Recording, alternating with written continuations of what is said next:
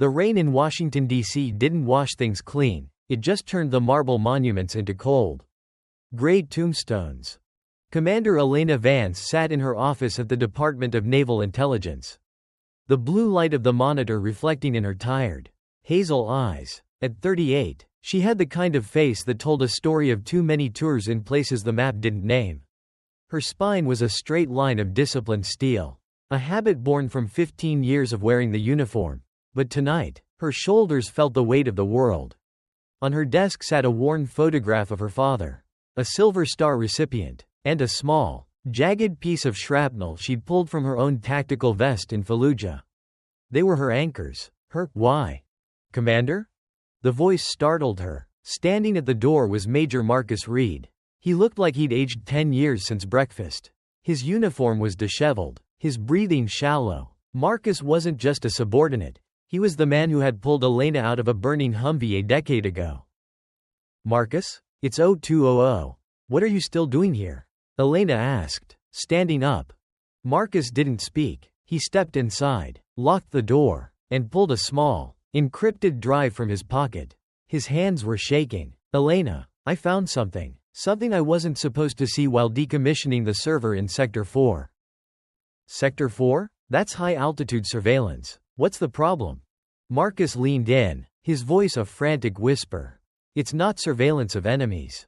It's a ledger. Project Nightfall. They're selling the backdoor codes to our Aegis defense system. The buyers aren't allies. They're ghosts. Shell companies linked to the very people we're supposed to be fighting.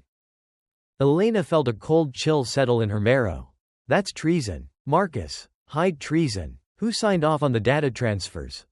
Marcus looked at her, and the pity in his eyes was worse than the news itself. Check the digital signature. Elena, I can't stay. If they know I have this. Marcus, wait. But he was already gone, disappearing into the sterile, fluorescent-lit hallway. Elena plugged the drive into her air-gapped terminal. Her fingers flew across the keyboard, bypassing layers of encryption she had helped design. When the file finally bloomed open, her heart stopped. The authorization code was Vanguard 1. That was the personal call sign of Admiral Richard Sterling, her mentor. The man who had walked her down the aisle when her father couldn't. The man she called Uncle Dick. No, she breathed, the word dying in the quiet room. It's a mistake. It has to be. But as she scrolled, the evidence became undeniable. Logistics reports, offshore account numbers, and, most hauntingly, the coordinates for a controlled failure of a carrier strike group in the South China Sea. Thousands of American lives were being traded like stocks to fuel a shadow war that would line the pockets of the elite. The silence of the office was suddenly shattered by the heavy thud of boots in the hallway. Not the rhythmic gait of regular MPs. These were tactical boots. Fast, purposeful. Elena didn't hesitate. It was instinct now. She grabbed the drive, snapped her encrypted phone in half, and shoved her father's photograph into her inner pocket. She reached into her desk drawer and pulled out her Sig Sauer P320. Clack clack. The sound of a round chambering was the only prayer she had left. The door burst open. Two men in matte black tactical gear, suppressed rifles raised, stormed in. Commander Vance, step away from the terminal, one barked. There were no name tags, no patches, just the cold, mechanical eyes of professionals. On whose authority? Elena demanded, her voice like ice. The Admiral's. You're being detained under the Espionage Act. Elena knew the play. Detained meant disappeared. It meant a shallow grave in the Virginia woods while the world was told she was a traitor. Tell the Admiral, Elena said, her finger tightening on the trigger, that he missed a spot. She kicked the heavy mahogany desk, sent it sliding into the first gunman, and dived behind her filing cabinets. The room erupted, not with the roar of gunfire, but with the deadly thwip-thwip of suppressed rounds shredding her books and punching holes through the drywall. She fired back 2 shots. Center mass. The first man went down. She didn't stay to watch. She vaulted over the desk, using the momentum to shoulder check the second man into the glass partition. The glass shattered like a million diamonds, and they tumbled into the hallway. Elena scrambled to her feet, her lungs burning. She saw the elevator lights, ground floor. Too slow. She headed for the fire stairs. As she sprinted down the concrete steps, her mind was a whirlwind of grief. Everything she believed in, the flag, the oath, the brotherhood, was crumbling. The people she saluted were the monsters she was trained to hunt. She reached the parking garage, the air thick with the smell of oil and damp concrete. Her black Mustang sat in the shadows. She fumbled for her keys, but a voice stopped her cold. "Elena, stop." Standing by her car was Admiral Sterling. He wasn't in tactical gear. He was in his full dress whites, looking every bit the hero the American public loved, but in the dim light, his face looked like a mask of gray stone. "Uncle Dick," she whispered, her gun still lowered but ready. "Tell me it's not true. Tell me Marcus is lying." Sterling sighed, a sound of genuine disappointment. Marcus was a good soldier, Elena, but he lacked vision. The world is changing. America is a business, and businesses need to be managed. We aren't betraying the country. We're ensuring its survival in a world that no longer respects us. By killing our own sailors? By selling our soul? Her voice cracked. My father died for that flag. Your father died for a dream that died 40 years ago. Sterling snapped, taking a step forward. Give me the drive. Elena, we can fix this. I can protect you. You can be part of the new world order. Don't throw your life away for a truth that no one wants to hear. Elena looked at the man who had taught her how to lead, how to survive, and how to love her country. She saw the monster beneath the medals. The truth doesn't care if people want to hear it. "Admiral," she said, her voice regained its command. "It just is." "Then you've made your choice," Sterling said softly. He stepped back into the shadows of a black SUV. Suddenly, the garage lights flickered and died. Red laser dots began to dance across Elena's chest. "I'm sorry, Elena," Sterling's voice echoed in the dark. "But the mission comes first." Elena dove into her Mustang just as a hail of bullets shattered her windshield. She floored the engine, the roar of the V8 engine a defiant scream against the darkness.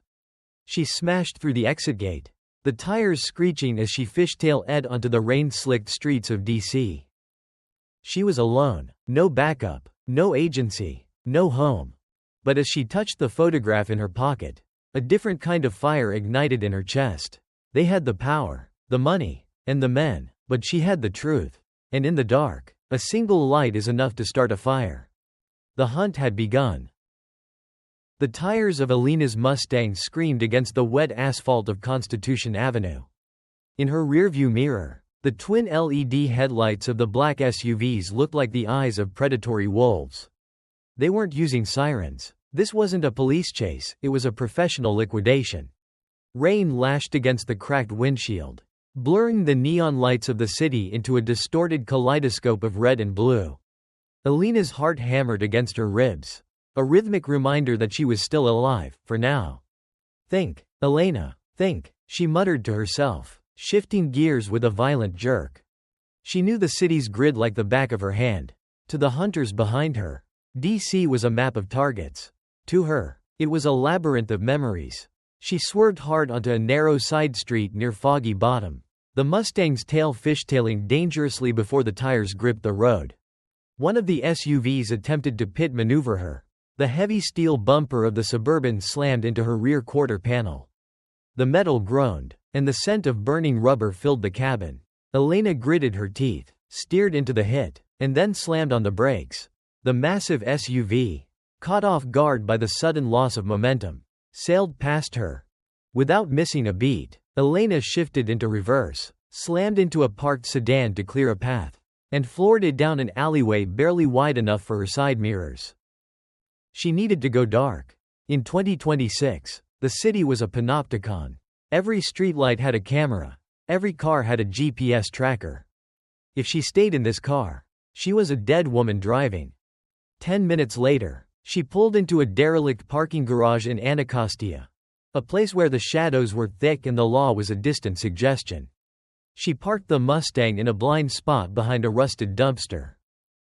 Silence rushed back into the car, heavy and suffocating. Elena sat there for a moment, her hands still locked on the steering wheel. Her knuckles were white, the adrenaline was beginning to recede, leaving behind a cold, hollow ache. She looked at the passenger seat. The encrypted drive sat there, glowing with a faint pulse like blue light.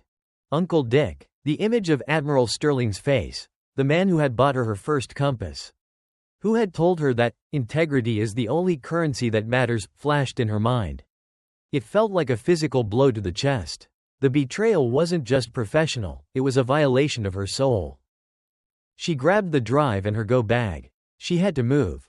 Elena emerged from the garage wearing a heavy canvas jacket and a baseball cap pulled low. She looked like just another restless soul navigating the DC midnight. She avoided the main thoroughfares, sticking to the veins of the city, the service tunnels and the forgotten pedestrian paths.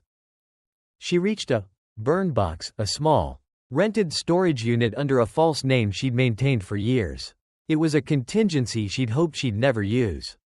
Inside, the air was stale. She didn't turn on the lights. Using a small tactical flashlight, she opened a locker and pulled out a nondescript gray laptop, completely analog. No Wi-Fi card, no Bluetooth. She plugged in the drive. As the lines of code scrolled past, Elena's eyes narrowed. Project Nightfall wasn't just about selling codes. It was a roadmap for a new American century, a plan to orchestrate domestic crises to justify the implementation of a permanent shadow government. But then, she saw it, a folder labeled Asset Disposition. She clicked it, her breath hitched. The folder contained a list of names. All of them were members of her former unit, the Shadow Hawks. Beside every name was a date and a status. Miller, J. Deceased, training accident. Rodriguez, S. Deceased, IED. Syria. Vance, E. Status, pending. They weren't just accidents. Her brothers and sisters had been systematically eliminated because they had seen something during their last mission in Yemen. Something that led back to Nightfall. A tear, hot and angry, escaped and tracked down her cheek. You didn't just betray the flag, she whispered, her voice cracking. You murdered them. Suddenly, the laptop screen flickered. A small window popped up. GPS lock acquired. Signal upload commencing. Elena's blood ran cold. The drive was a Trojan horse. The moment she accessed the deeper files, it had sent a ping to the network. Damn it. She ripped the drive out, slammed the laptop shut, and grabbed her gear. She didn't have minutes, she had seconds.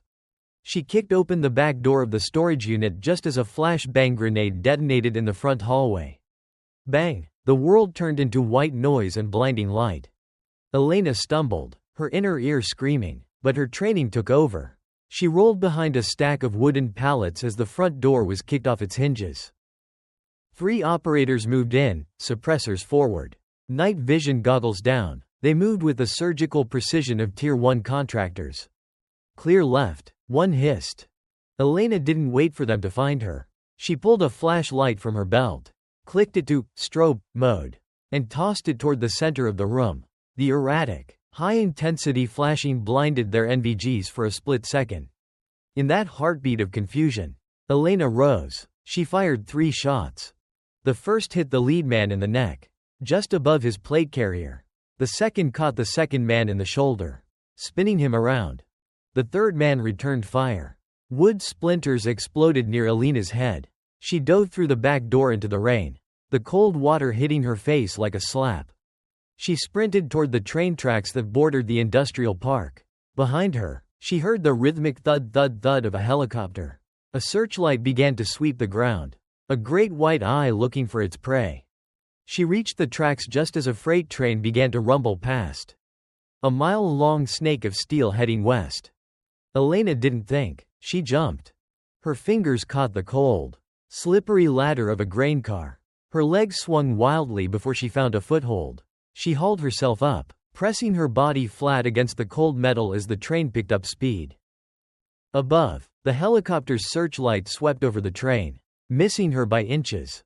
As the lights of Washington, D.C. began to fade into the distance, Elena Vance sat on the roof of the moving train, drenched and shivering. She looked at her hands. They were covered in grease and the blood of men who used to be on her side. She was no longer a commander. She was a ghost. But as the train roared into the dark heart of Virginia, Elena felt a cold, hard clarity settle over her. The admiral thought he had ended the threat by forcing her to run. He was wrong. He had just turned the world's most dangerous investigator into its most lethal hunter.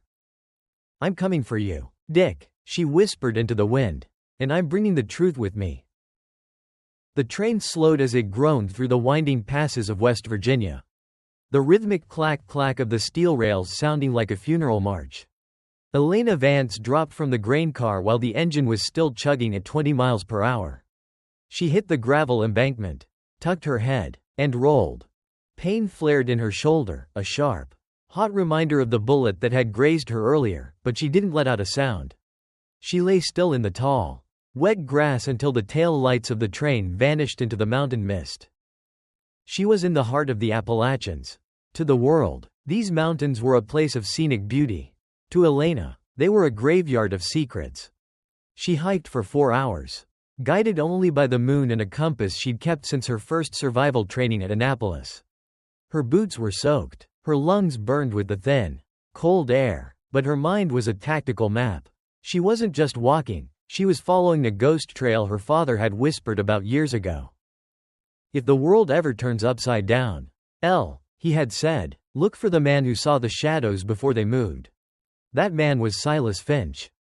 10 years ago, Silas was the golden boy of the NSA, a cryptographer who could break a 256-bit encryption in his sleep. Then, he'd discovered a glitch in the system, a backdoor that allowed private contractors to bypass congressional oversight. He tried to blow the whistle. Instead, the government blew up his life. They labeled him a traitor, a drug addict, and a paranoid schizophrenic. He'd vanished before they could put him in a cage. Elena reached a jagged limestone cliff overlooking a deep ravine. There, nestled between two ancient hemlocks, was a cabin that looked like it was falling apart. It had no power lines, no visible chimney smoke, and no driveway. She stopped 10 yards out. Her instincts screamed. "Silas," she called out, her voice raspy from the cold. "I'm the daughter of Colonel Thomas Vance. I'm not here to arrest you." Silence. Only the wind whistling through the pines. "I have Project Nightfall, Silas," she added, her voice dropping an octave. "The Admiral is active. The ledger is open." The click of a rifle safety being disengaged came from behind her, not the cabin. "Hands where I can see them, Commander," a voice rasped. It sounded like gravel in a blender. "And if you even think about reaching for that cig in your waistband, I'll put a .308 through your spine before you can blink." Elena slowly raised her hands. A man stepped out from behind a massive rock. He looked 60 but was probably barely 40. His hair was a chaotic nest of gray, and his beard was untamed. But his eyes, bright, piercing blue, were as sharp as a laser. Silas Finch lowered the Remington 700 but didn't put it away. "Thomas Vance was a man of honor. You have his jawline, but you're wearing the uniform of the people who burned me. Why shouldn't I kill you and bury you in the hollow?" "Because they're burning me too," Elena said, turning slowly. She reached into her inner pocket, slowly, deliberately, and pulled out her father's photograph. "And because if you don't help me, thousands of sailors are going to die in a war that was bought and paid for by men in silk suits." Silas stared at the photo, then at her. He saw the dried blood on her collar, the exhaustion in her eyes, and the defiant tilt of her chin. He spat on the ground and gestured toward the cabin. "Get inside. The rain's coming back, and the thermal drones will be sweeping the ridge in 20 minutes." The interior of the cabin was a jarring contrast to its derelict exterior. Once past the heavy, reinforced steel door, Elena found herself in a high-tech bunker. Dozens of monitors lined the walls, powered by a silent bank of Tesla batteries and a hidden hydroelectric turbine in the creek below. The air smelled of ozone, old coffee, and gun oil. Silas didn't offer her a seat or a drink. He pointed to a workbench. "Show me." Elena pulled out the drive. Silas took it with a pair of anti-static gloves, his movements precise and obsessive. He plugged it into a terminal that looked like it belonged in a science fiction movie, completely air-gapped from the outside world. "Project Nightfall," Silas muttered as the data began to scroll. "I heard whispers of this in 14. I thought it was a myth. A fail-safe protocol for a total government collapse." "It's not a fail-safe anymore," Elena said, leaning against the cold stone wall. It's an acquisition plan. They're manufacturing the collapse to buy the pieces. Silas's fingers danced across the keys. His face went pale under the blue glow of the screens. Jesus. Elena. Look at this. They aren't just selling codes. They've planted sleepers in the software of every major infrastructure hub. Power grids, water treatment, air traffic control. With one command, they can turn off the lights in the entire eastern seaboard. And then they step in as the saviors. Elena finished. Martial law, a new constitution, and a hand-picked board of directors running the country. Silas stopped typing. He looked at a specific file, an encrypted audio log. He clicked play. A voice filled the room. It was Admiral Sterling. The Vance girl is a complication. She's like her father, blinded by a romanticized version of a country that no longer exists. If she can't be turned, she must be erased. Ensure the narrative is clean. A disgruntled officer with a history of mental instability. Use the lone wolf protocol. The recording cut out. The silence that followed was heavier than the mountain itself. Elena felt a cold, jagged shard of grief pierce her heart. To hear the man she called family order her execution in such a cold, bureaucratic tone was a different kind of death. He doesn't just want me dead, Elena whispered, her voice trembling for the first time. He wants to destroy the only thing I have left. My name, my honor. Silas looked at her. For the first time, the cynicism in his eyes softened into something like empathy. He knew what it was like to have your soul erased by the people you served. They do that, Silas said quietly. They turn your life into a lie so the world won't mourn you when you're gone. It's the ultimate weapon. I won't let him, Elena said, her eyes flashing with a sudden, fierce light. She stood up straight, the pain in her shoulder forgotten. I don't care if I die, Silas, but I will not let them bury the truth with me. We have to leak this. We have to go to the press. To the UN, anywhere. Silas laughed, a dry, bitter sound. The press? They own the networks. The UN? They're funded by the same banks behind Nightfall. You try to upload this to the internet, and the kill switch will eat it before it reaches a single server. Then what do we do? Silas turned back to his monitors, his fingers flying again. We don't go to the world. We go to the one place they can't hide. The Vanguard Summit. It's happening in 3 days at a private estate in the Blue Ridge Mountains. All the players will be there. Sterling, the CEOs, the Shadow Cabinet. That's a fortress, Silas. It'll be guarded by a private army. Exactly, Silas said, a manic grin spreading across his face. Which is why they won't expect a dead woman and a crazy ghost to crash the party. We don't just need to show the world the truth, Elena. We need to force them to confess it on a live, unhackable feed. Elena looked at the screens, at the list of her dead friends, and then at the man who had been hiding in the dark for a decade. How do we get in? Silas reached under the table and pulled out a heavy black case. He popped the latches to reveal a prototype EMP rifle and a set of tactical HUD glasses. We don't get in, Silas said. We burn the gates down. Elena felt a grim smile touch her lips. The hunt had moved from the streets of DC to the heart of the conspiracy. She was no longer running. She was loading. Teach me how to use that thing, Elena said, reaching for the rifle. We have 3 days to start a revolution. The air in the mountain bunker was thick with the smell of isopropyl alcohol and burnt solder. Outside, the Appalachian storm was in full swing, thunder rattling the limestone foundations of the cabin like a warning from a restless god. Elena Vance sat on a wooden crate.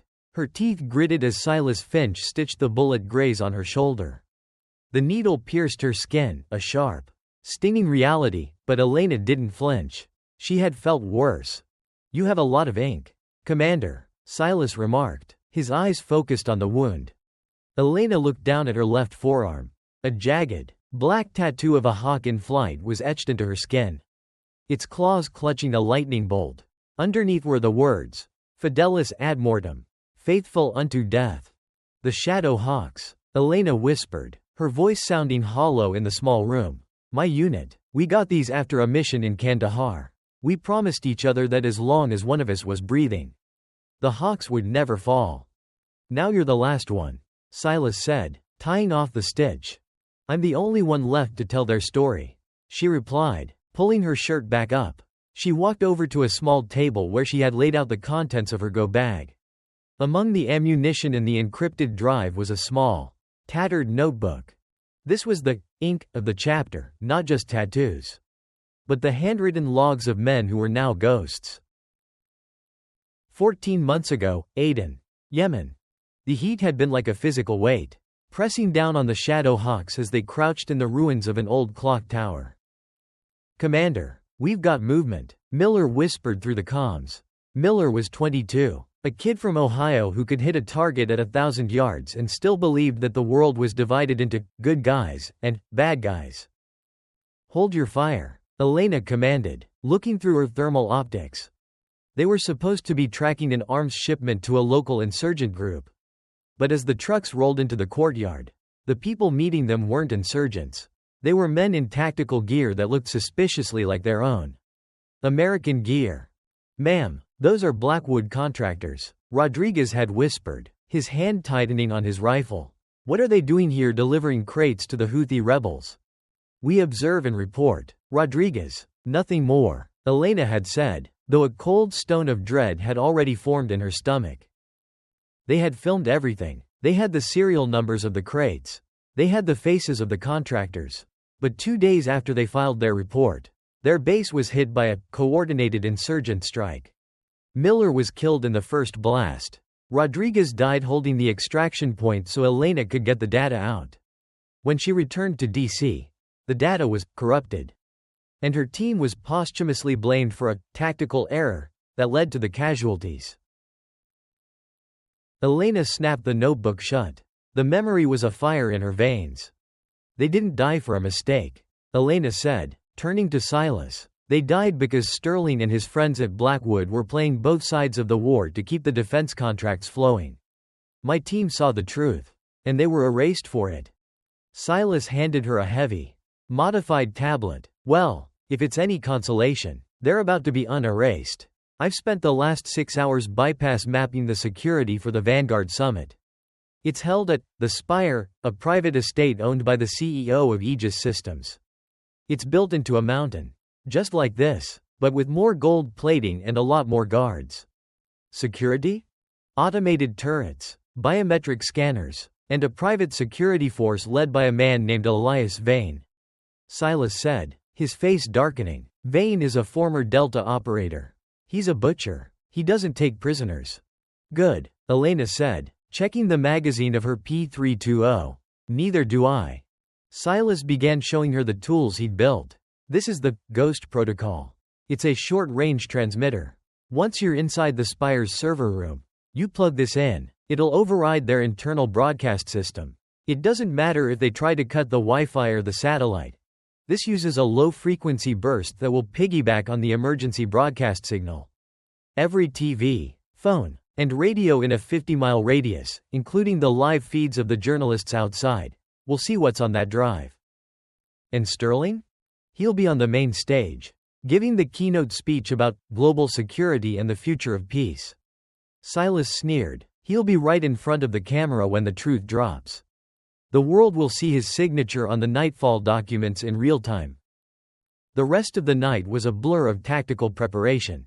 Elena practiced with the EMP rifle Silas had built, a weapon that could fry a drone's circuitry or kill the power to a localized grid with a single silent pulse. They studied the blueprints of the Spire. Elena memorized every air duct, every service tunnel, every guard rotation. She was a machine now. Her grief refined into a singular, lethal purpose. As dawn began to break over the mountains, painting the sky in bruises of purple and orange, Silas stopped her. "Elena," he said, his voice uncharacteristically soft, "you know there's no exit strategy for this, right? Even if we win, even if the truth gets out, the people behind Sterling won't stop. You'll be a target for the rest of your life. If you even have a life after tomorrow." Elena looked at her father's photograph one last time. She thought of Miller's smile and Rodriguez's courage. She thought of the oath she had taken when she was 20 years old, not to a man, not to a government, but to an idea. "I died in Yemen with my team. Silas," she said, her voice steady and clear. "Everything since then has just been a delay. If the last thing I do is make sure their deaths meant something, then it's a fair trade. She picked up her gear and headed for the door. Wait, Silas called out. He reached into a drawer and pulled out a small, silver pin, the wings of a naval aviator. I found this in your bag. It's your father's, isn't it? Yeah. Wear it, Silas said. Not for the uniform, for the man. Elena pinned the silver wings to the inside of her tactical vest. Right over her heart, she stepped out into the cold morning air, the weight of the drive in her pocket and the ghost of her team at her back. The spire was 6 hours away. The revolution was about to begin. The Blue Ridge Mountains were draped in a thick, suffocating fog, as if the earth itself was trying to hide the sins of the men gathered at its summit. High above the jagged peaks sat the spire. It was a marvel of modern architecture, a brutalist masterpiece of glass, reinforced concrete, and tempered steel, jutting out of the mountainside like a jagged tooth. Tonight, the spire was the center of the world. Black SUVs with tinted windows lined the private helipad, and the perimeter was patrolled by men in gray tactical suits, carrying submachine guns with the casual indifference of those who were paid too much to have a conscience. 2 miles away, on a ridge overlooking the estate, Elena Vance adjusted the focus on her thermal binoculars. Through the rain-streaked lens, the world was awash of cold blues and the glowing, pulsating oranges of human heat signatures. I count 24 on the outer perimeter, Elena whispered into her throat mic. 2 snipers in the watchtower. Automated turrets on the north and south gates. In her ear, Silas's voice crackled through the encrypted link. Don't forget the geofence. Elena, if you cross that line without a transponder, the silent alarm trips, you won't even hear the drones before they take your head off. Elena checked her watch. 2,100 hours. The keynote speech was scheduled for 2,130. Time to go to work. She didn't use the roads. She moved through the vertical wilderness. A shadow among shadows. She climbed the near vertical rock face behind the estate, her fingers bleeding through her tactical gloves, her muscles screaming for oxygen. This was the one spot the security assumed was impassable. They were wrong. When she reached the crest, she pulled the EMP rifle, Silas called it the Reaper, from her back. She aimed at the power relay for the north gate's sensor array. Thud. A faint blue spark danced across the relay. The humming of the automated turrets died instantly. I'm in, Elena breathed. The interior of the spire was a temple to excess. Soft classical music played through hidden speakers, and the air was scented with expensive sandalwood. In the grand ballroom, men in $5,000 tuxedos and women in silk gowns sipped champagne, discussing the restructuring of nations over caviar. Elena moved through the service vents, the cold metal pressing against her back. Below her, through the slats, she saw Admiral Sterling. He was laughing, shaking hands with a man she recognized as the CEO of a global defense conglomerate. Her finger twitched on the trigger of her suppressed P320. One shot. She could end it right now. Elena, stay focused, Silas's voice hissed in her ear. Killing him now just makes him a martyr. We need the data. Get to the server room. She closed her eyes, took a ragged breath, and crawled on. She dropped into a maintenance corridor near the sub-basement. She was less than 50 feet from the core when the hair on the back of her neck stood up. It was a sensation she'd only felt in the hills of Tora Bora, the feeling of being hunted. Commander Vance. The voice was calm, melodic, and terrifyingly close. Elena spun, her gun raised. Standing at the end of the hall was Elias Vane. He was taller than he looked in his files, with a scar that ran from his temple to his jaw and eyes that looked like they had seen the end of the world and found it boring. Vane, Elena said, her voice steady. The Admiral said you were stubborn. Vane said, stepping into the light. He wasn't holding a gun. He held a combat knife with a matte black blade. He also said you were the best student he ever had. It's a shame. I always hate breaking something that works well. You're a mercenary, Elias. You're protecting men who would sell your organs if it increased their profit margin by 1%. Vane smiled, a cold, hollow expression. I'm a realist. The world is a burning house. Elena, I'm just making sure I'm standing on the side with the fire hoses. Drop the weapon. Let's make this professional. I stopped being professional the moment you killed my team. Elena snapped. Vane moved with a speed that defied his size. He was a blur of gray. Elena fired, but he had already ducked. The suppressed round thudding into the dry wall behind him. He closed the distance in 2 strides. His boot connecting with Elena's wrist. Her gun skittered across the polished floor. Elena didn't panic. She stepped into his guard, throwing a heavy elbow that caught Vane in the ribs. He grunted but didn't slow down. He swung the knife in a lethal arc. Elena caught his wrist, the blade stopping inches from her throat. They were locked in a dance of death. 2 of the most highly trained killers in the world fighting in a sterile hallway while the elite laughed upstairs. Vane was stronger, but Elena was desperate. She used his momentum against him, driving her knee into his midsection and slamming him against the wall. She grabbed a heavy fire extinguisher from its bracket and swung it with everything she had. Crack. The metal hit Vane's head. He staggered, blood pouring from a gash on his forehead. Elena didn't wait to finish him. She knew a man like Vane didn't stay down for long. She grabbed her gun and dived through the heavy security door into the server room. Silas, I'm at the core. Talk to me. Plug the Ghost protocol into the primary hub, the one with the red LED. Silas yelled over the comms. Hurry, Elena. The security team is rerouting. You've got 60 seconds before they lock the room from the outside. Her hands were shaking from the adrenaline. She found the port and jammed the transmitter in. Upload. 10%. 25%. 40%. On the other side of the door, she heard the heavy thud of boots. Vance, open the door. It was Sterling's voice now. No longer calm. It was the voice of a man who realized his throne was starting to crack. I'm done taking orders, Admiral, Elena shouted back. 70%. 85%. Suddenly, the monitors in the room flickered. The overhead lights turned a deep, warning red. I'm in their system, Elena. Silas cheered. I'm bypassing their firewall. I've got the audio feed from the ballroom. I'm patching the drive into the main projector. Now. Upstairs in the ballroom, the music stopped. The giant 8K screen behind the podium, which was supposed to show a map of global security partnerships, suddenly went black. Then, a document appeared. It was the Nightfall ledger. Names, dates, and amounts flashed before the eyes of the horrified guests. Then, a video began to play. It was the footage Elena's team had taken in Yemen. It showed Admiral Sterling, clear as day, standing next to a rebel leader, shaking hands over a crate of American missiles. The room went deathly silent. Every guest looked at Sterling, who was standing at the podium, his face turning a ghostly shade of white.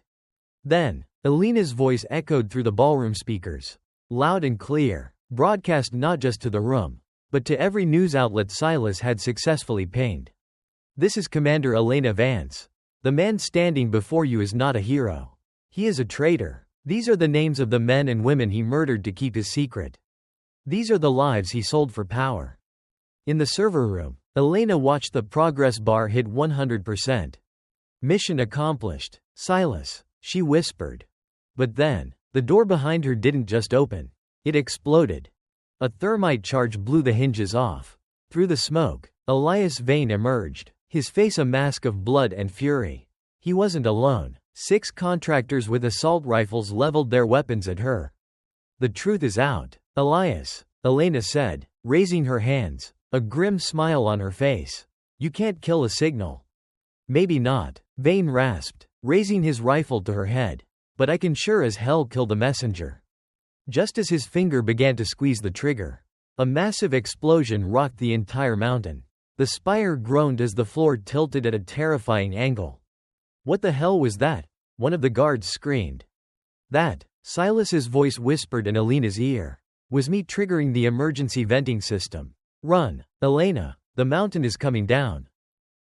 The world was screaming. The spire, once a monument to architectural arrogance, was now a hollowed-out ribcage of fire. Explosions from the venting system rippled through the subfloors, sending plumes of black smoke into the rainy Virginia night.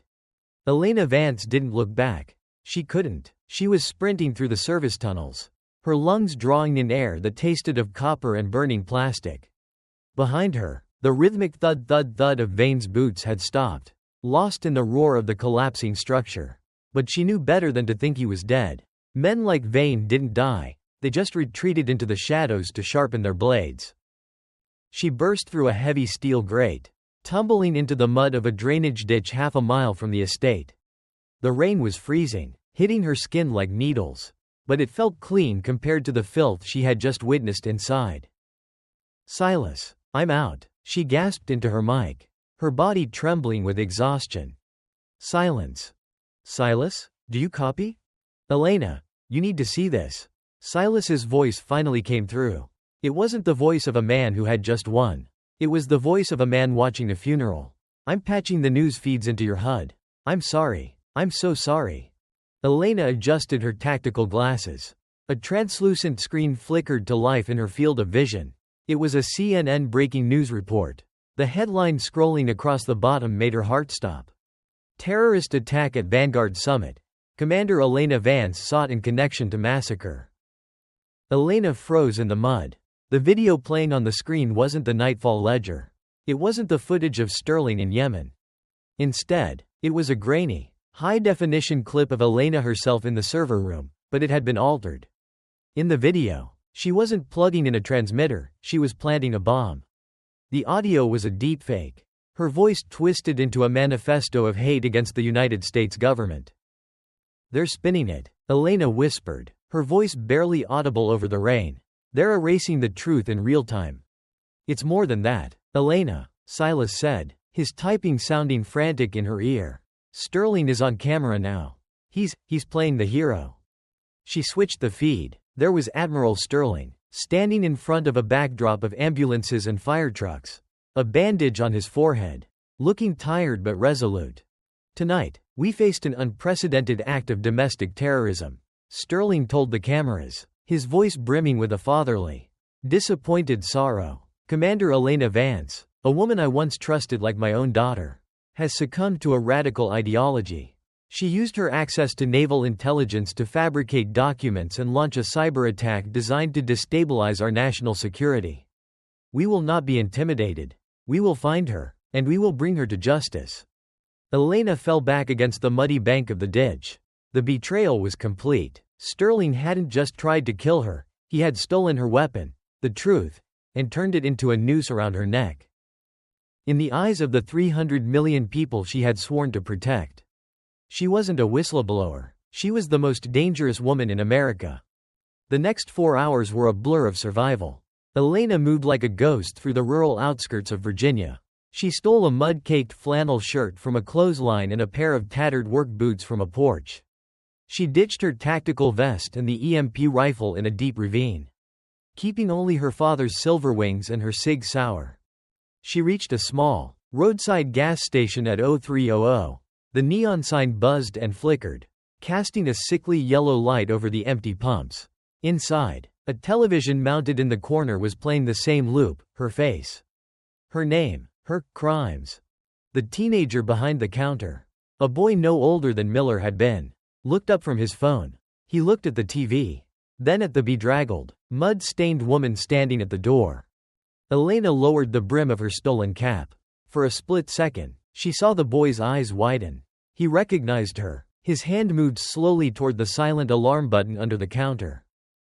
"Don't," Elena said softly. She didn't raise her gun. She just looked at him, her hazel eyes filled with a sadness that no terrorist could ever fake. "I'm not who they say I am." The boy hesitated. "The news said. They said you killed people. Soldiers." "I am a soldier," Elena said, her voice steady, "and the people they say I killed were my family. Please, I just need a map and some water." The boy looked at her for a long beat. Maybe he saw the silver wings pinned to her shirt. Maybe he just saw the humanity in her face. He pulled a map of the Appalachian Trail from the rack and a bottle of water, sliding them across the counter. "Go," he whispered. "The state police just passed through 5 minutes ago. They're setting up a perimeter on the I-81. "Thank you," Elena said. As she turned to leave, she saw a newspaper on the stand. The front page was a photo of her father, Colonel Thomas Vance, with the headline, "The Fallen Legacy: How a Hero's Daughter Became a Traitor." That was the moment the last of Elena's restraint snapped. She didn't cry. She didn't scream. She felt a cold, crystalline hardness settle in her chest. Sterling had taken her friends. He had taken her career. Now, he was digging up her father's grave to spit on his memory.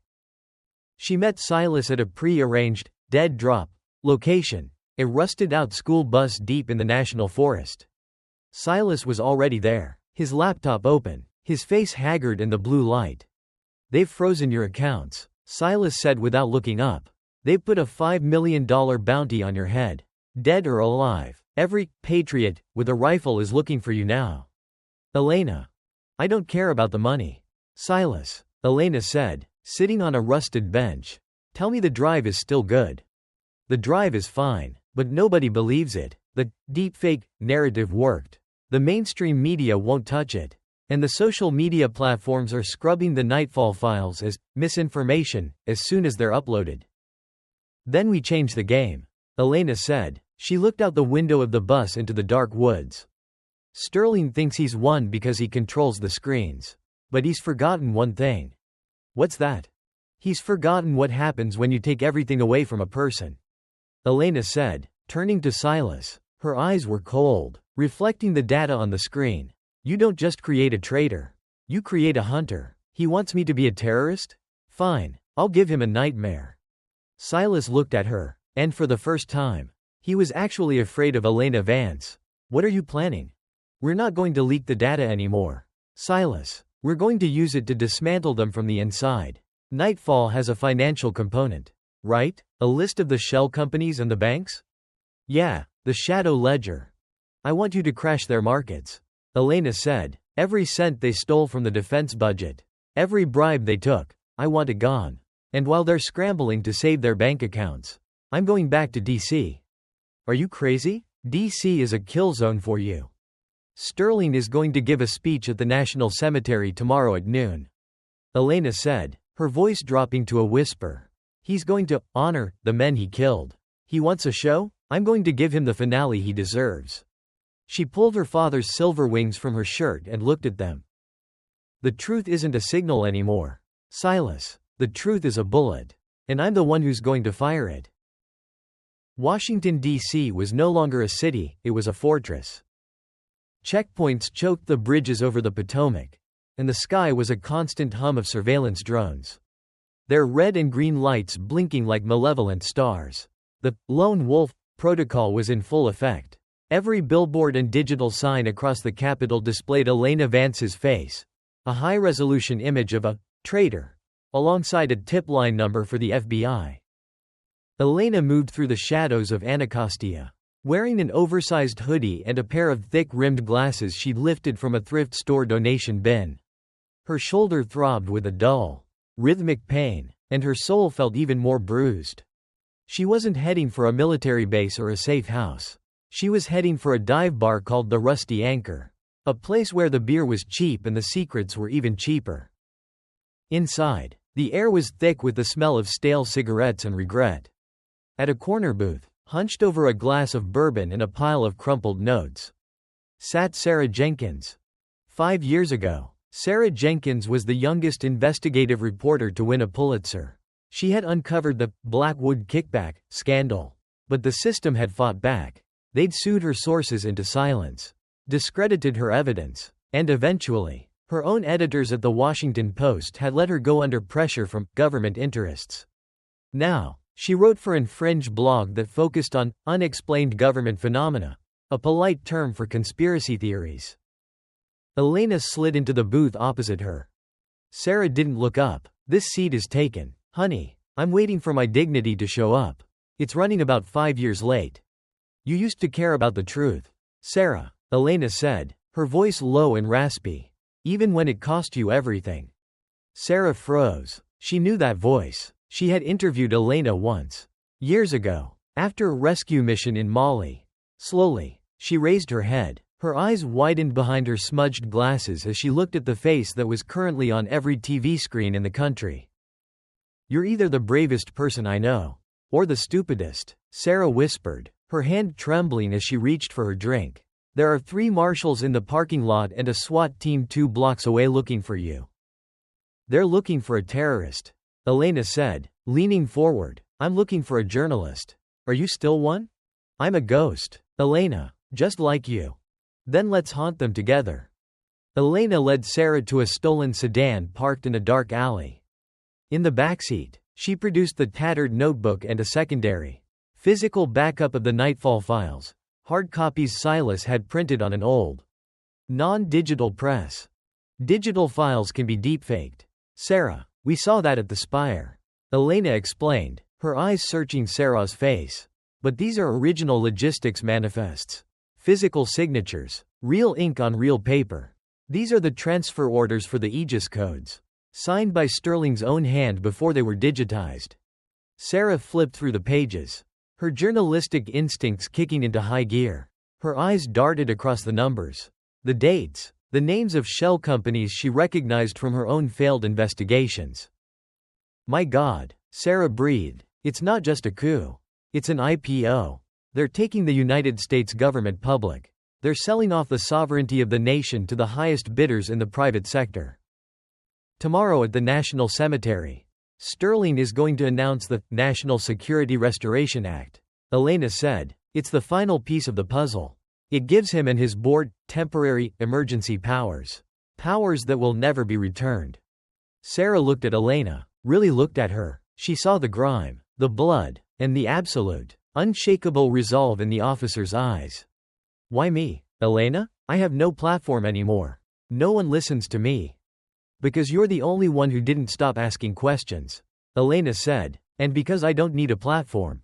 I need a witness. If I go into that cemetery tomorrow, I'm not coming out. I need someone to be there to make sure that whatever happens, the real story gets out, not the one Sterling feeds to the networks. Before Sarah could answer, a red laser dot appeared on the car's upholstery. It danced across the dashboard and settled right on Elena's forehead. Get down, Elena screamed. The back window shattered as a high-caliber round tore through the frame. Elena threw the car into gear, the tires smoking as she reversed out of the alley. Who is that? Sarah shrieked, ducking low in the passenger seat. Elias Vane. Elena gritted her teeth, steering with one hand while drawing her P320 with the other. Sterling's cleaner. He doesn't miss twice. A black motorcycle roared into view in the rearview mirror. Vane was riding it with one hand, a submachine gun in the other. He began to spray the back of the sedan. Sarah, take the wheel, Elena commanded. What? I can't. Take the wheel. Sarah scrambled over, grabbing the steering wheel as Elena climbed halfway out of the driver's side window. The wind whipped her hair as she aimed her pistol at the motorcycle's front tire. Pop, pop, pop.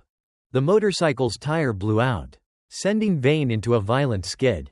He stayed upright with superhuman skill, but the momentum forced him to veer off into a stack of shipping crates. Elena pulled herself back in and grabbed the wheel. Her face was a mask of cold fury. They're tracking my biosignature, Elena muttered. They have localized scanners. I can't stay in the city. Then where are we going? Sarah asked, her heart racing. The only place they can't touch us, Elena said. The past. They drove to a small, overgrown cemetery in the outskirts of Arlington, not the National Cemetery, but a quiet, forgotten plot for veterans of the Great Wars. Elena stopped in front of a modest granite headstone, Colonel Thomas Vance. She knelt in the grass, the rain washing the mud from her face. Sarah stood a few paces back, sensing the weight of the moment. I spent my whole life trying to live up to his shadow, Elena whispered, her hand resting on the stone. I thought wearing the uniform was enough. I thought following orders was honor. She reached into her pocket and pulled out the silver star her father had won. He told me once that the hardest part of being a soldier isn't fighting the enemy.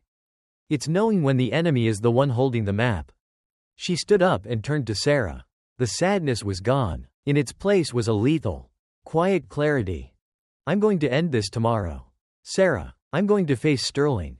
Not as a commander, but as a daughter of the Republic. You have the papers. You have the truth. If I fall, you find a way to make them see. Sarah Jenkins, the woman who had lost her faith in the world, felt something stir in her chest, a spark of the fire that had once driven her to change the world. She reached out and took Elena's hand. I won't let them bury you. Elena, not again. As the sun began to rise over the Potomac, casting a pale, cold light over the city of monuments, the two women stood among the graves of heroes, a disgraced reporter and a framed traitor, preparing to take on an empire. One more thing, Sarah, Elena said as they prepared to move. Do you still have that contact at the pirate radio station in the Blue Ridge? Sarah nodded. Yeah, why? Elena looked toward the distant white dome of the Capitol. Because if we're going to tell a story, we might as well make sure it's loud enough to wake the dead. The Potomac River was a vein of black ink cutting through the heart of Washington, D.C. A cold, low-hanging fog clung to the water, obscuring the foundations of the bridges and making the city feel like it was floating in a void. Elena Vance stood on the balcony of a condemned tenement building in Rosslyn, just across the river from Arlington. She was cleaning her Sig Sauer P320 for the fourth time that night. It was a mechanical ritual, a way to keep her hands from remembering the tremors of the day before. Beside her, Sarah Jenkins was huddled over a portable satellite uplink, her face illuminated by the harsh blue glare of the screen. They had spent the last 6 hours building a truth bomb, a compressed data package containing the physical evidence, the Yemen footage, and a recorded confession of the deepfake process Silas had managed to extract from a Blackwood server. The pirate relay is ready. Elena, Sarah said, her voice barely a whisper. The moment you trigger the signal from inside the cemetery, this data goes to every independent server from Seattle to Berlin. They can't scrub it if it's everywhere at once. And the broadcast? Elena asked, not looking up from her weapon. Silas is in position at the transmitter site in the Blue Ridge. He's bypassed the FCC emergency override. For 10 minutes tomorrow, every screen in the DC metro area belongs to us. Elena snapped the slide of her pistol forward. Clack. The sound was final. 10 minutes, Elena said. That's all I need. While the city slept, the monsters were busy. At the Pentagon, Admiral Richard Sterling stood in front of a floor-to-ceiling window, looking out toward the Lincoln Memorial. He was wearing his formal dress blue uniform, the medals on his chest catching the moonlight like the scales of a serpent. Behind him, Elias Vane sat on the edge of a mahogany desk, cleaning a long, serrated combat knife. The perimeter is airtight, Admiral, Vane said, his voice devoid of emotion. 3 rings of security, Secret Service on the inner track, my men on the middle, and the 3rd Infantry Regiment, the Old Guard, as the ceremonial outer layer. If Vance so much as breathes near the gates, she's a dead woman. Sterling didn't turn around. Don't underestimate her, Elias. Elena Vance doesn't breathe, she calculates. She knows the layout of Arlington better than the groundskeepers. Her father is buried there. To her, that's not a cemetery, it's home turf. She's one woman with a handgun and a disgraced reporter. Vane sneered. She's a ghost story, not a threat. Ghost stories haunt you because they represent the things you buried that didn't stay dead. Sterling said, his reflection in the glass looking older, sharper. Kill her on sight. No arrests. No speeches. I want her body identified and moved to a black site before the first hymn is finished. Vane stood up, the knife vanishing into a sheath at his hip. Consider it done. Back in the tenement, Elena was preparing her uniform. She wasn't wearing tactical gear this time. She had found an old set of Class A uniforms in a surplus store, the same style worn by the administrative staff of the cemetery. She pinned her father's silver wings to the lapel. They felt heavy, like a lead weight pressing against her lungs. You're thinking about him, Sarah said, standing by the door. He always told me that Arlington was the most honest place on earth. Elena said, looking at her reflection, because the people there have already given everything. There's no room for lies among the headstones. She turned to Sarah and handed her a small, encrypted transponder. If I don't make it to the podium, you trigger the upload from the van. Don't wait for me. Don't try to save me. You make sure the world sees Sterling's face for what it is. Sarah looked at the transponder. Then at Elena. She reached out and hugged her, a brief, desperate moment of human connection in a world that had turned cold and mechanical. You're going to make it. Elena, you have to. Someone has to tell the story of how the Hawks came home. The Hawks are already home. Sarah, Elena said, her eyes turning toward the window. I'm just the one bringing the light. 4 o'clock hours. The infiltration began not with a bang, but with a ripple in the water. Elena didn't use the bridges. She used an old, decommissioned drainage pipe that emptied into the Potomac near the edge of the cemetery grounds. The water was ice cold, smelling of salt and decay. She swam beneath the surface, using a small rebreather Silas had fashioned, surfacing only when she was deep within the shadows of the shoreline oaks. She moved through the cemetery like a wraith. Row after row of white marble headstones stood in perfect formation, a silent army of the fallen. To anyone else, it was a terrifying landscape of death. To Elena, it was a sanctuary. She reached Section 60, the area where the veterans of the recent wars were buried. She found the names. Miller. Rodriguez. She paused for a heartbeat, her hand brushing the cold stone of Miller's grave. I'm here, kid, she whispered. The mission is still a go. She moved toward the amphitheater, the site of the upcoming ceremony. The security was immense. Infrared cameras swept the lawn, and snipers were already perched on the roof of the tomb of the unknown soldier. But Elena knew the blind spots. She knew that at 5 o'clock, the guard shift changed at the maintenance shed near the north gate. She knew that the underground utility tunnels, built in the 1940s, were rarely monitored because the sensors were prone to false alarms from the local fox population. She slipped into a heavy iron manhole cover hidden behind a clump of boxwoods. Down in the dark, the air was still and thick with the scent of damp earth. She followed the tunnel, guided by a map she had memorized years ago. She reached the service room directly beneath the main stage of the amphitheater. Above her, she could hear the muffled thud of footsteps, workmen setting up the chairs. The sound of a microphone being tested. Testing. 1, 2. She sat in the dark, her back against the cool concrete. She checked her watch. 6 hours until noon. The long knives were out. The hunters were circling, but they were looking for a woman running through the woods, or a woman trying to storm the gates. They weren't looking for the ghost beneath their feet. Elena pulled out a small, worn piece of paper from her pocket. It was a list of the Shadow Hawks, not their ranks or their serial numbers, but their birthdays, their favorite drinks, the names of the sisters and mothers they had left behind. She read each name silently, a prayer for the living and a promise to the dead. As the first light of dawn began to bleed through the ventilation grates, painting red stripes across the floor, Elena Vance closed her eyes. She didn't sleep, but she let her heart rate slow, her mind becoming a sharp, narrow blade. Tomorrow, the world would see a traitor, or they would see a hero. But as the sun rose over the silent city of the dead, Elena knew that it didn't matter what they saw. All that mattered was what they heard. The truth was coming, and it was wearing silver wings.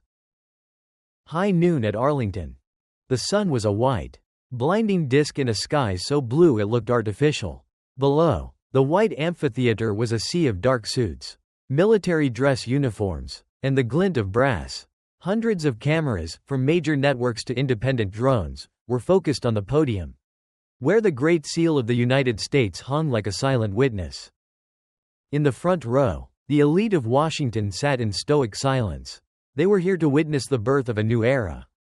Admiral Richard Sterling stepped up to the microphone.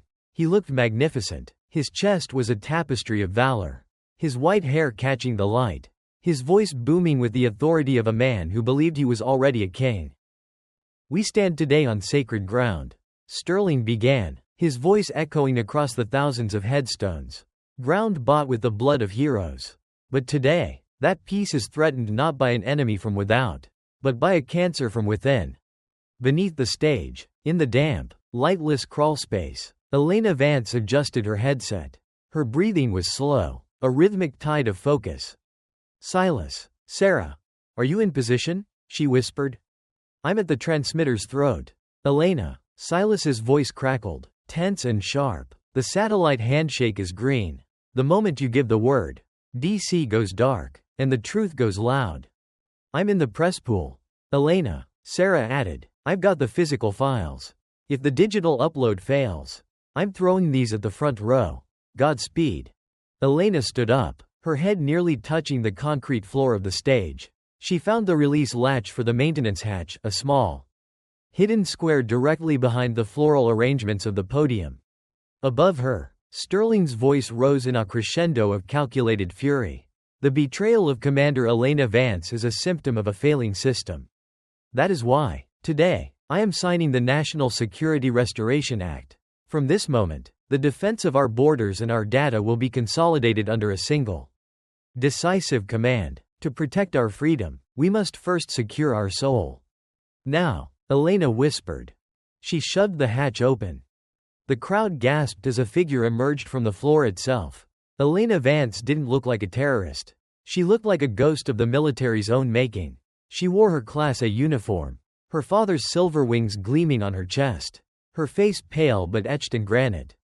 Before the Secret Service could react, Silas triggered the blackout. Every television screen in the DC metro area, every phone, every tablet, every billboard in Times Square, flickered and died for exactly 3 seconds. When they came back on, it wasn't Sterling's face they saw. It was the Nightfall ledger. It was the Yemen footage.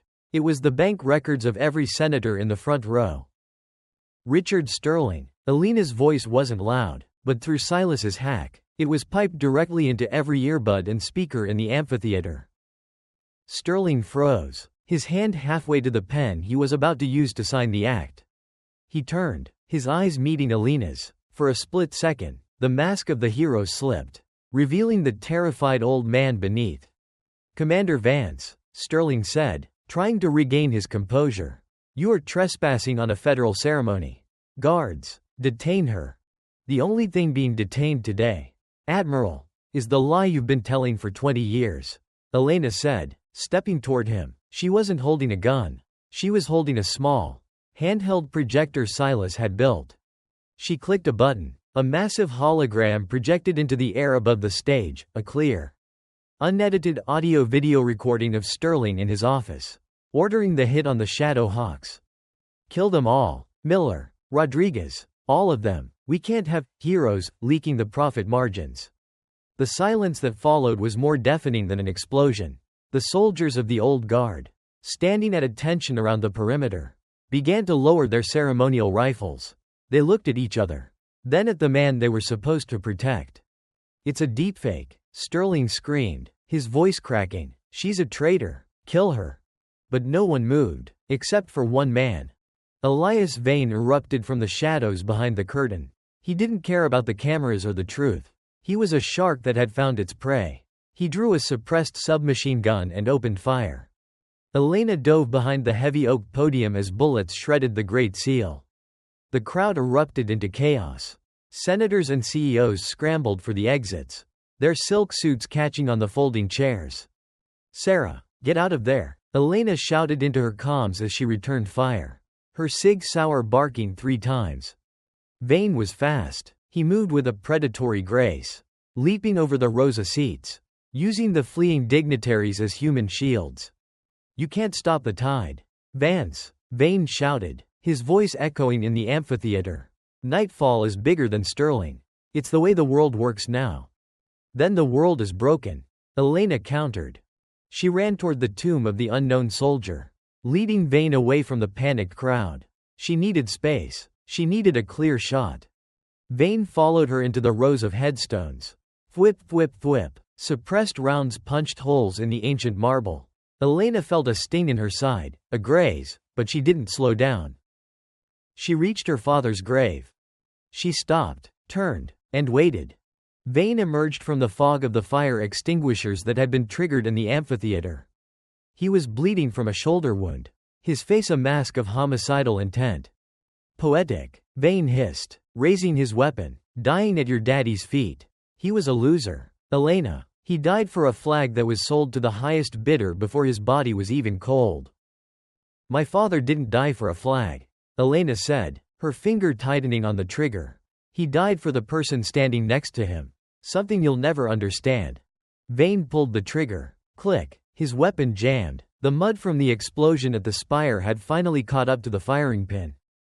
In that microsecond, Elena didn't fire her gun. She charged.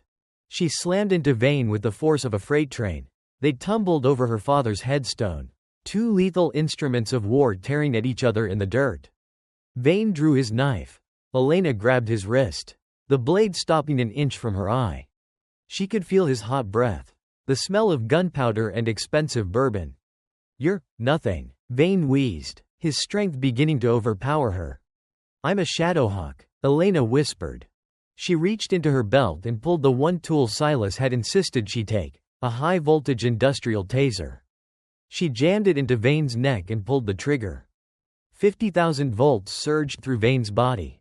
His muscles locked, his eyes rolled back, and he fell away from her, twitching in the grass. Elena scrambled to her feet. Gasping for air, she looked back toward the amphitheater.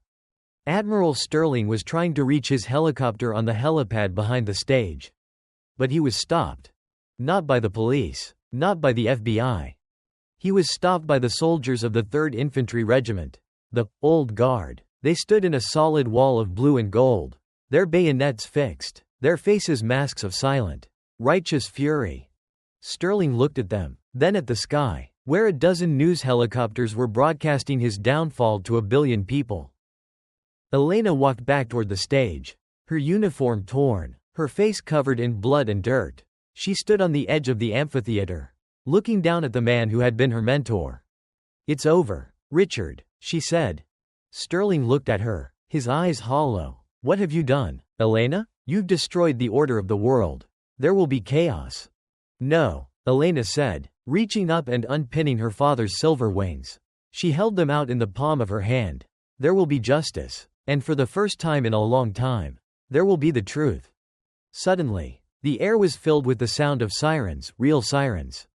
Not Sterling's private army, but the DC Metropolitan Police and the U.S. Marshals, led by a group of officers who had watched the broadcast and made a choice. Elena watched as they put the cuffs on Sterling. She watched as Sarah Jenkins ran toward her, tears streaming down her face, holding up a phone that showed the world was waking up. But Elena didn't feel like a hero. She felt like a daughter who had finally finished her father's last mission. She turned away from the cameras, away from the chaos, and looked out over the sea of white headstones. "We did it," she whispered to the wind. "The Hawks are home." The dust of the Arlington scandal didn't settle, it just drifted to new corners of the world. In the weeks that followed the Arlington reveal, the United States underwent a political earthquake. The Nightfall Files, broadcasted by Silas and verified by Sarah Jenkins, acted like a systemic acid, dissolving the careers of 3 cabinet members, dozens of CEOs, and a network of high-ranking military officers. Admiral Richard Sterling sat in a windowless room at a maximum security federal facility, awaiting a trial for high treason. He was no longer the architect of security. He was just an old man in a jumpsuit, his legacy erased by the very truth he tried to bury. But for Elena Vance, the victory didn't feel like a parade. 3 months later, the rain was falling again in D.C., but this time it felt different, softer. As if the city itself was finally breathing. Elena stood on a pier overlooking the Potomac, her hands shoved deep into the pockets of a dark trench coat. She was no longer in uniform. She had officially resigned her commission, despite the Pentagon's desperate attempts to offer her a promotion and a public service medal to repair their image. "They're calling it the Vance Doctrine in the news," a voice said behind her. Elena didn't turn. She knew the cadence of the footsteps. It was Sarah Jenkins. Sarah looked different now. Her eyes were bright, her hair pulled back, and she carried a sleek professional camera bag. She was the head of a new, independent investigative bureau, funded by the public who had finally woken up. "It's just a name, Sarah," Elena said quietly. "Names change. The truth is the only thing that stays the same." "The president signed the full exoneration papers today," Sarah said, stepping up beside her. "Your record is clean. The Shadow Hawks have been awarded the Congressional Gold Medal. Miller and Rodriguez. They're being reburied with full honors next week." Elena looked out at the water. Honors don't bring them back. But at least their mothers can look at their photos without feeling shame. "That's enough for me. What about you, Elena? Where do you go when you're no longer public enemy number 1, or the hero of Arlington?" Elena finally turned, a small, weary smile touching her lips. I think I'm going to find a place where I don't have to look at a screen or carry a gun for a while. Silas is already halfway there. He really bought a farm in Montana? Sarah laughed. A farm with the world's most sophisticated satellite jammer. Elena nodded. He said he's done with the digital world, but he still wants to make sure it doesn't follow him. Sarah reached into her bag and pulled out a manila envelope. I thought you might want this. It's the original copy of your father's service record. We found it in Sterling's private vault. He'd hidden it because it proved your father was onto Nightfall 30 years ago. He wasn't just a hero. Elena, he was the first whistleblower. Elena took the envelope, her fingers trembling slightly as she touched the aged paper. She felt a sudden, sharp pang of pride. She wasn't just living in his shadow, she had carried his torch. Thank you, Sarah, for everything. No, Sarah said, her voice thick with emotion. Thank you for not letting me stay a ghost. The two women stood in the rain for a long time. Two survivors of a war that had no front lines. When Sarah finally left to catch her train, Elena stayed on the pier. She reached into her pocket and pulled out the silver star and her father's silver wings. She looked at them one last time, then tossed them into the dark, rushing waters of the Potomac. She didn't need the medal to remember who she was. She walked away from the river, toward a nondescript black SUV parked at the end of the street. Inside, the dashboard flickered with a single, encrypted message from Silas. The world is still watching. Where to next? Elena Vance got into the car, put it in gear, and drove toward the horizon. She knew that justice didn't have a permanent home. It lived in the hearts of those willing to fight for it. In the quiet courage of those who refused to look away, and in the shadows where the truth waited to be found. The commander was gone, the hero was a memory. But the hunter? The hunter was just getting started. Epilogue. The Silent Oath. Across the country, in a small town in Ohio, a young boy stood at a grave. He held a small, plastic model of a hawk. He looked at the new, gleaming headstone that read, Corporal James Miller, a hero of the Republic. A woman in a dark coat stood a few yards away, watching him. She didn't speak, she didn't approach, she just placed a single, blue cornflower on the neighboring grave of a fallen soldier, then vanished into the morning mist before anyone could ask her name. The signal was out, the oath was kept.